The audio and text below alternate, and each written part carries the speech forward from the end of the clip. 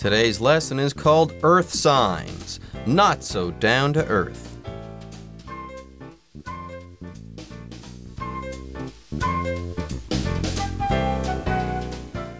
Hello everyone, my name is Jeff. My name is Roger, and today we're going to continue talking about astrology again. Remember, last time we talked about Taurus and how it came to be in the sky. It was kind of a complicated story involving Europa and Zeus and Minos and their baby, which actually turned out to be a monster, the Minotaur. There you have it. Now, last time we talked about Taurus. Today we'll be moving on and we'll be reading some more of these stories. And yes, they're going to be very interesting stories that are not down to earth at all. So I think you might just enjoy yourself, but just be ready. Some of these stories are a little bit weird and complicated, and also maybe a little bit violent. But I digress. Anyways, folks, let's go ahead and get started. When we come back from this break, we will start reading about the sign of Virgo. The sign of Virgo appears to be connected to several different figures. One is the princess Parthenos, whose father was violent. To escape his fury, Parthenos jumped into the sea. Recognizing her worth, the god Apollo saved Parthenos and turned her into a goddess. Later, he placed her among the stars as the constellation Virgo. Another is Astrea, the goddess of justice. After leaving Earth, she ascended to the heavens and became Virgo, while her balancing scales became Libra. 各位好，第一部分我们看到一个片语 turn somebody or something into somebody or something 表示使变成使成为例如 The agent helped turn the young actress into a star 经纪人帮那名年轻女演员变成明星再举一个例子 The magician turned the scarf into a pigeon 魔术师让手帕变成一只鸽子再来我们看到一个单字 ascend这个字是动词指上升攀登例如 We watched the moon ascend after the sun set 日落之后我们看到月亮升起或是 Mike ascended the tower to view the city skyline Mike 攀上那座塔好一览城市天际线另外补充这个字的反义词 descend D-E-S-C-E-N-D descend 指下降向下或是走下的意思举例来说 The plane descended from the sky as it approached the airport. 飞机接近机场时开始下降。再举一个例子 Luke descended the stairs into the basement. Luke 下楼梯到地下室去。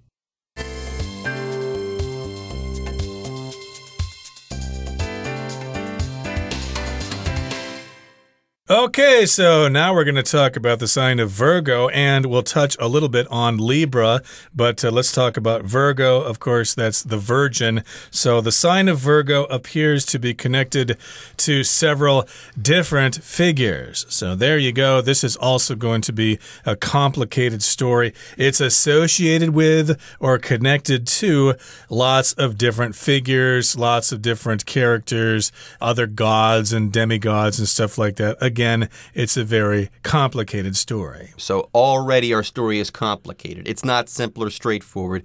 We've got a story, and it's going to relate to the sign of Virgo, and there are going to be several different figures that we're going to be talking about that are connected to this sign and this story. Now let's start with a princess, okay? One is the princess Parthenos, whose father was violent. So there you go. We've got a princess. How cool. Now, not cool is the fact that her father was violent. Again, these stories are not down to earth.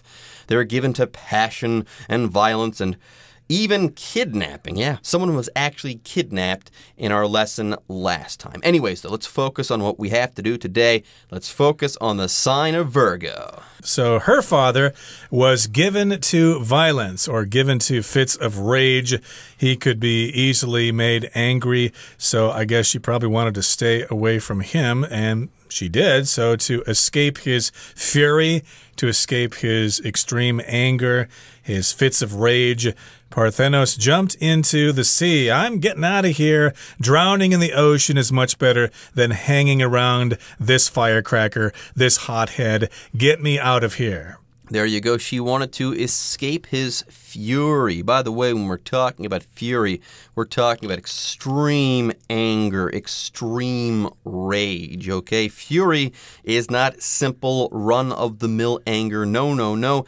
If you are furious, that would be the adjective. You're extremely angry. You might just become violent. You're just that angry. Anyways, yes, let's go ahead and move on. The next sentence says, recognizing her worth, the god Apollo saved Parthenos and turned her into a goddess. So here we have gods and goddesses transforming other people from one thing to another. Yeah, last time we talked about how Zeus transformed himself into a white bull. Okay, that's a god turning himself into something else. Now we've got a god turning this princess into something else. That's the idea here, okay? If you turn someone or something into something else, you transform that thing. You totally change it. Before it was one thing, now it's something totally different. So this princess is now a goddess because Apollo turned her into a goddess. That's right. She became a goddess because of Apollo. Apollo saw her falling into the sea and he thought, hey,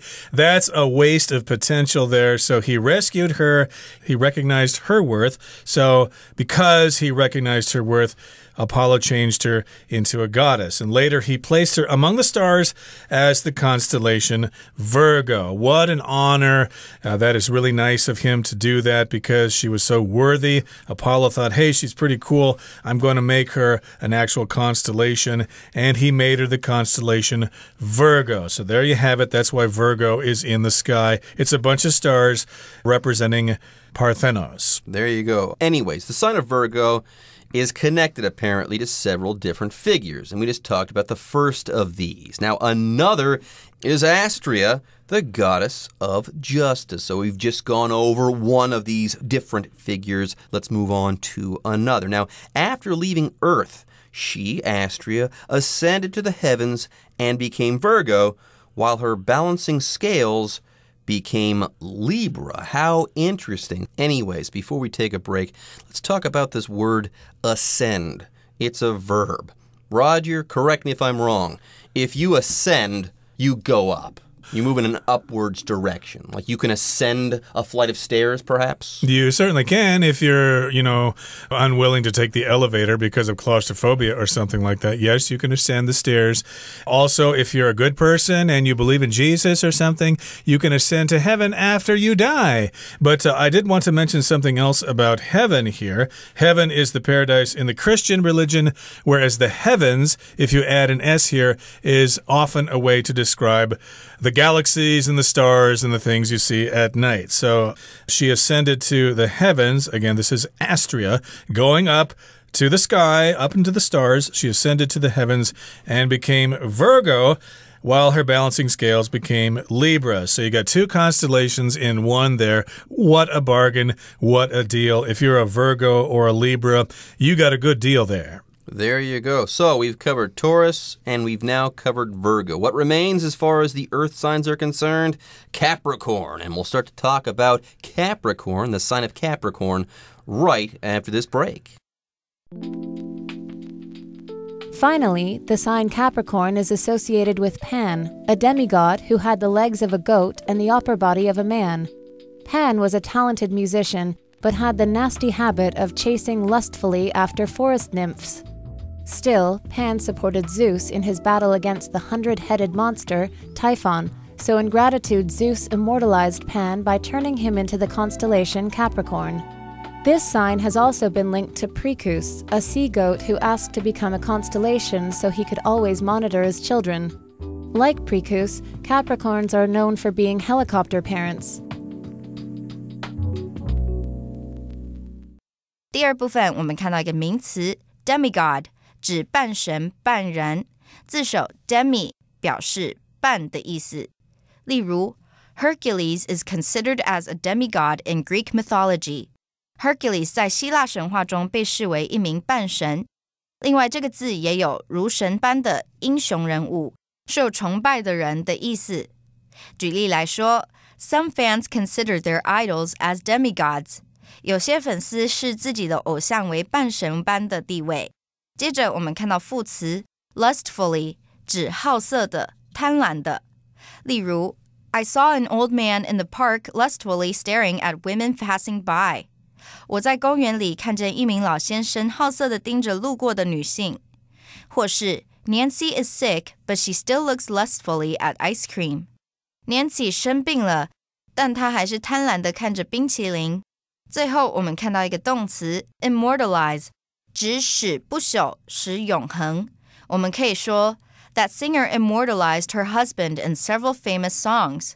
那位歌手在许多人气歌曲中提及她的丈夫，使她永垂不朽。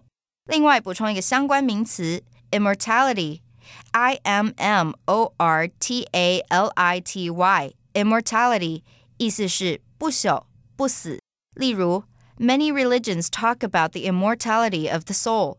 许多宗教都会提到灵魂的不朽。或是The ancient Greeks and Romans believed in the immortality of their gods. 古希腊罗马人相信他们的神是永生不死的。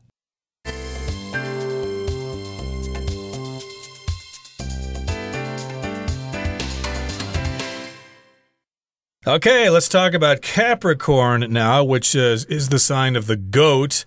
And finally, the sign Capricorn is associated with Pan, a demigod who had the legs of a goat and the upper body of a man. There's one of those weird creatures again. We had the Minotaur with the head of a bull and the body of a person. Now we've got Pan with the legs of a goat and the upper body of a man. So that's Pan here, a demigod. A demi means half, so this person here, or this demigod here, is half a person, half a god.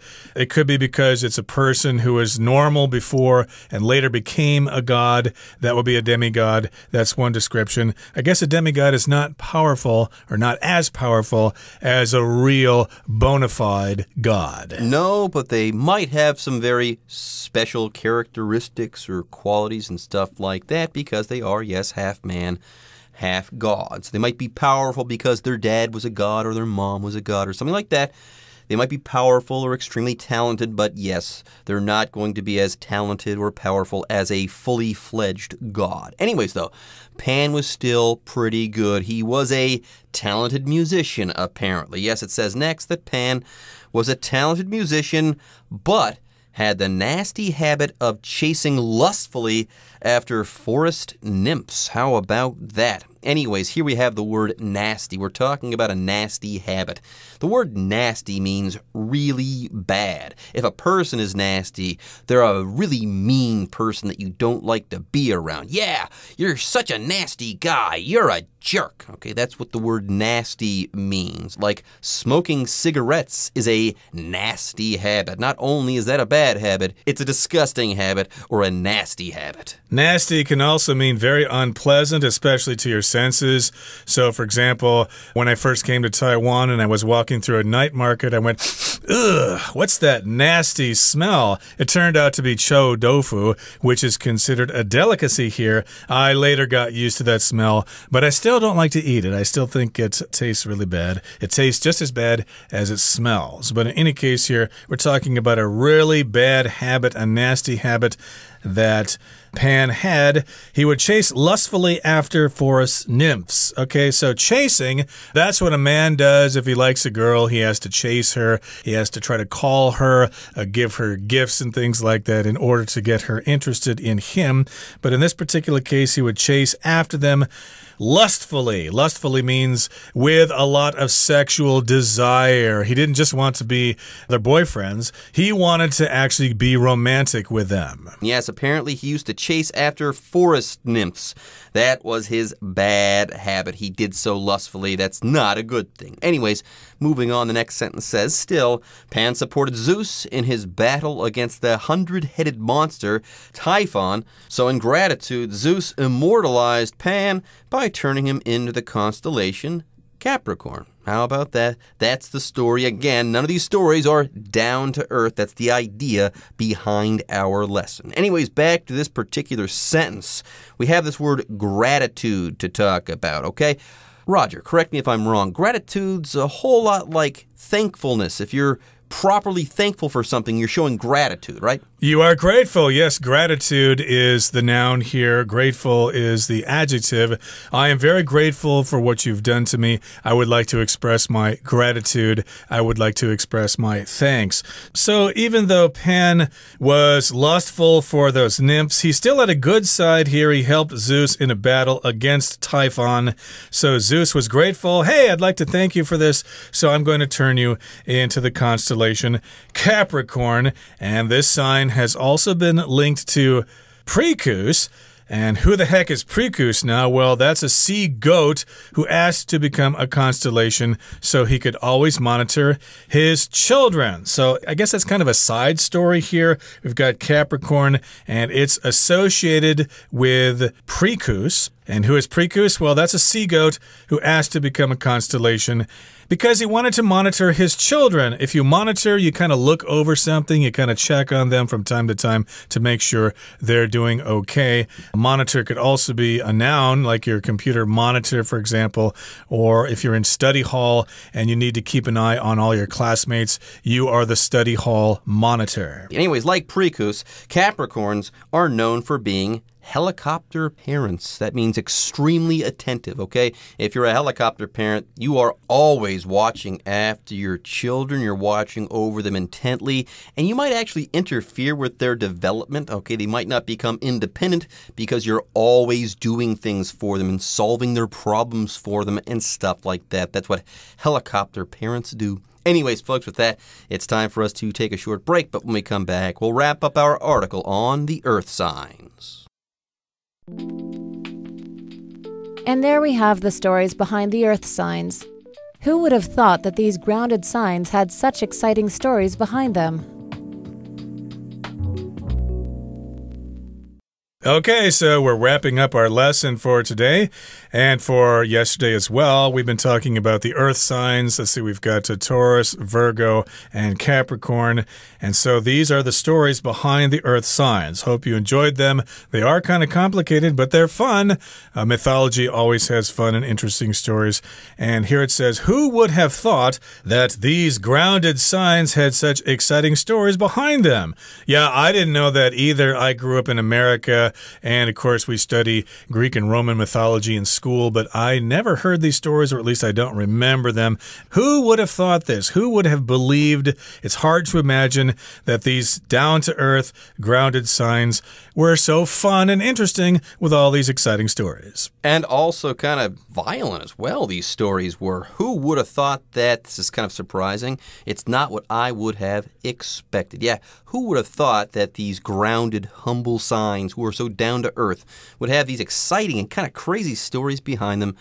How interesting, how cool. All right, folks, with that, it's time for us to say bye-bye for now, but don't worry, don't fret, the Chinese teacher is waiting in the wings.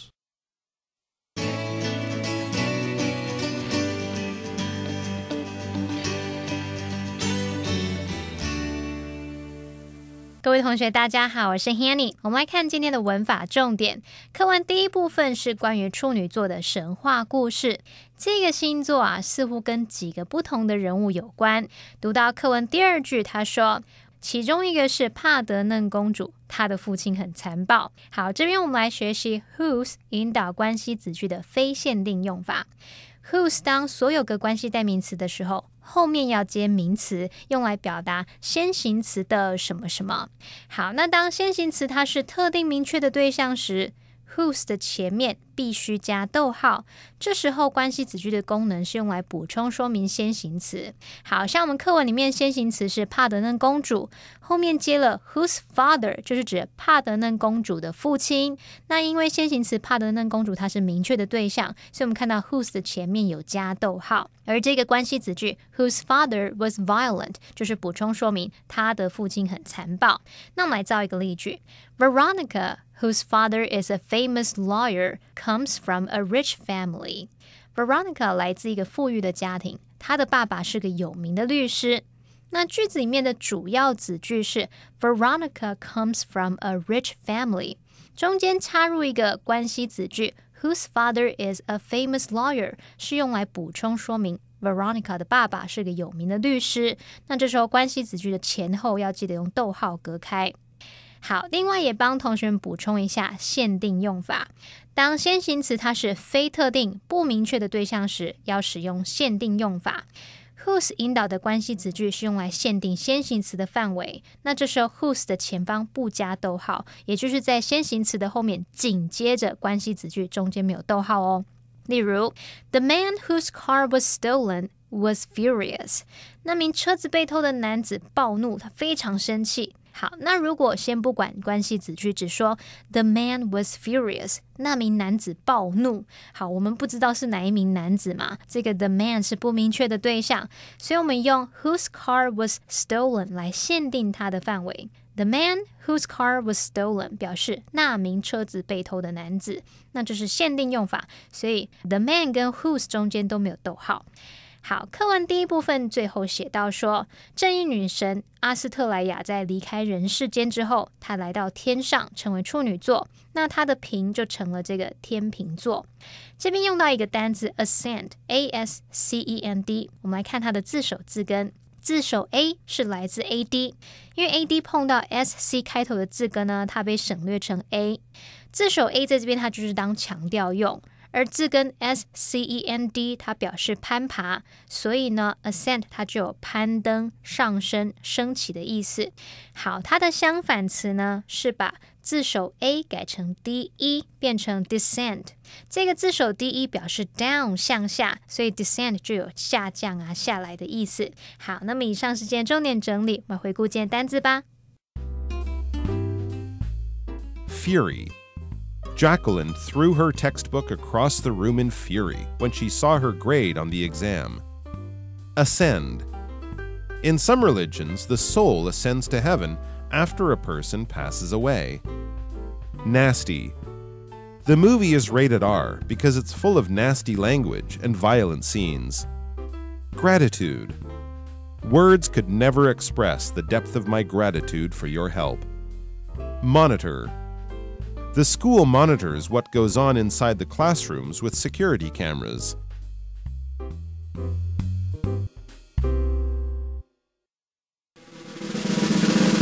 Discussion starter starts now! Here's our discussion starter for today. Which of the beings in the article do you think most deserved being turned into a constellation? I'm going to go with Astrea. She definitely earned the honor because she was the goddess of justice. Without justice, where would we be? So, Astrea, I think you are most deserving of this honor. Well, I don't think any of those beings deserved to be made into constellations because, first of all, there's no air to breathe up there in space. They would suffocate right away. They would also be subject to intense cosmic rays, and that can't feel good. And all those stars and constellations are hundreds of light years apart. Imagine how long it would take for them to change a shirt or to get on the internet. It's just unfathomable. Okay, everyone. With that, today's article is now complete. But, as always, we sure hope that you guys have enjoyed reading along with us. Anyways, I'm Jeff. I am Roger. See you next time.